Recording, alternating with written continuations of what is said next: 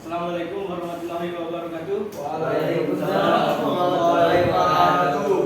Saya Oka Dinata dan Franciscus Rico akan menjelaskan tentang manajemen energi, sistem iluminasi dan tata cahaya, konservasi sistem penerangan dan tata udara. Assalamualaikum, Pak. Pencahayaan merupakan salah satu faktor untuk mendapatkan keadaan lingkungan yang aman, nyaman dan berkaitan erat dengan produktivitas manusia. Pencahayaan yang baik memungkinkan orang dapat melihat objek-objek yang dikerjakannya secara jelas dan cepat. Menurut sumbernya, pencahayaan dibagi menjadi pencahayaan alami dan pencahayaan buatan. Pencahayaan alami adalah sumber pencahayaan yang berasal dari sinar matahari. Cahaya matahari atau pencahayaan alami mempunyai banyak keuntungan. Selain menghemat energi listrik, juga dapat membunuh kuman. Untuk mendapatkan pencahayaan alami, pada suatu ruangan diperlukan jendela-jendela yang besar ataupun dinding kaca sekurang-kurangnya 1/6 daripada luas lantai. Sumber pencahayaan alami kadang dirasa kurang efektif dibanding dengan penggunaan pencahayaan buatan. Selain karena intensitas cahaya yang tidak tetap, sumber alami menghasilkan panas terutama di siang hari. Faktor-faktor yang diperhatikan agar penggunaan cahaya alami mendapat keuntungan, yaitu variasi intensitas cahaya matahari, distribusi dari terangnya cahaya, efek dari lokasi, pemantulan cahaya, jarak antar bangunan, letak geografis, dan fungsi bangunan gedung.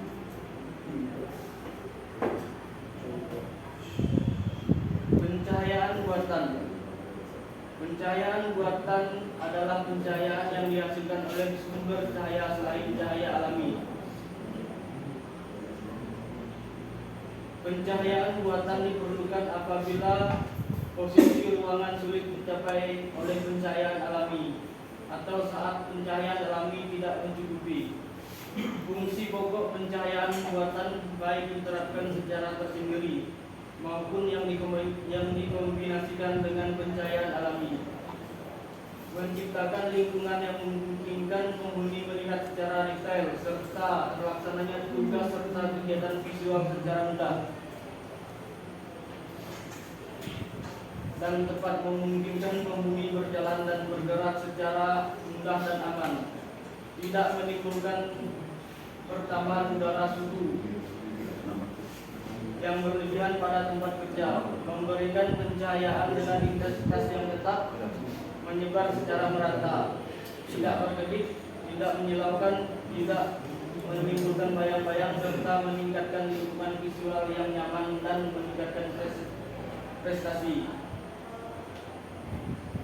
Green lighting adalah suatu konsep terpadu untuk penghematan energi pada tata pencahayaan atau tata iluminasi. Selama ini, penghematan energi pada pencahayaan yang banyak dikenal orang adalah pengganti lampu pijar, lampu LED atau masyarakat umum mengenal dengan sebutan lampu hemat energi. Suatu pengertian yang sebenarnya kurang tepat karena penghematan energi listrik pada produk pencahayaan yang sebenarnya adalah peningkatan efikasi atau peningkatan rasio besar cahaya yang dikeluarkan dan daya yang diperlukan. Green lighting adalah penghematan konsumsi daya listrik atau penggunaan zat berbahaya sehubungan dengan perubahan iklim melalui peningkatan efisiensi tata iluminasi, namun dengan tetap mengacu pada kualitas pencahayaan yang baik. Konsep green lighting merupakan keterpaduan antara tiga komponen, yaitu kebutuhan manusia, arsitektur, dan lingkungan. Secara umum, kualitas pencahayaan adalah tingkat iluminasi yang sesuai dengan kebutuhan manusia yang menggunakan suatu area. Kualitas pencahayaan didefinisikan sebagai tingkat luminus yang diperlukan orang dalam menggunakan ruangan. tingkat pencahayaan fluk luminus yang datang ke permukaan atau hasil bagi antara fluk cahaya dengan luas permukaan yang disinari dinyatakan dalam suatu lux. Tingkat pencahayaan yang terlalu tinggi atau terlalu rendah akan menyulitkan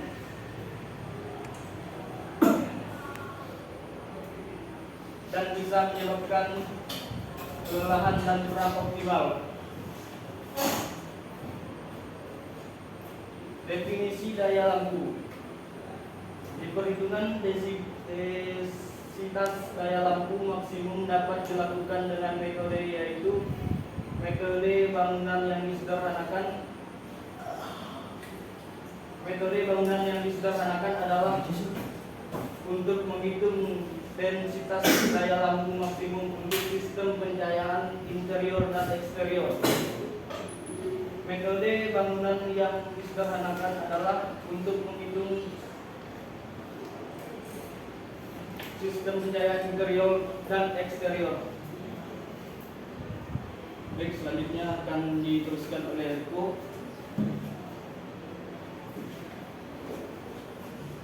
Baiklah, sekarang kita masuk di tata udara atau AC. Sistem tata udara adalah suatu proses meningkatkan atau memanaskan udara sehingga dapat mencapai suhu dan kelembapan yang diinginkan atau dipersyaratkan. Selain itu, mengatur aliran udara dan kebersihannya. Jenis-jenis tata udara, sistem tata udara. 1. Sistem ekspansi langsung atau direct expansion. Sistem tata udara ekspansi langsung adalah sistem yang menggunakan siklus ekspansi atau kompresi uap refrigen untuk mendinginkan suatu ruangan. Pada sistem ekspansi langsung, udara di dalam ruangan akan mengalami proses pendinginan secara langsung. Pada koil eksparator, pada penelitian ini sistem tata udara terpisah. Yang dipilih sebagai alternatif adalah sistem tata udara terpisah dengan debit udara berubah atau dikenal dengan sistem tata udara menggunakan mesin variable refrigerant flow atau VRV.